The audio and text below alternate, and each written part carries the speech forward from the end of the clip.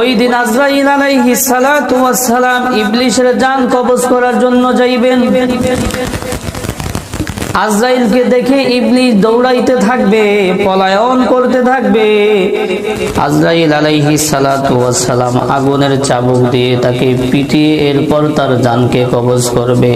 বলে পৃথিবীর শুরু লগ্ন থেকে যত মানুষ আল্লাহ তাআলা দুনিয়াতে পাঠাইছে, তাদের জান কবজ করার সময়, সব মানুষের জান কবজ করার সময় যতটুকু কষ্ট হয়েছে, ইবলিসের একাই ওই পরিমাণ কষ্ট হবে তার জান কবজের সময়।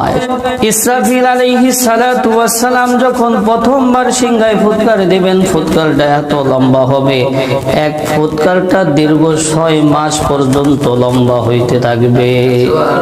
এই 6 মাসে না আকাশ থাকবে, না জমিন থাকবে, না পাহাড় থাকবে, না পর্বত থাকবে, গাছপালা কিছুই থাকবে না, সব কিছু ধ্বংস হয়ে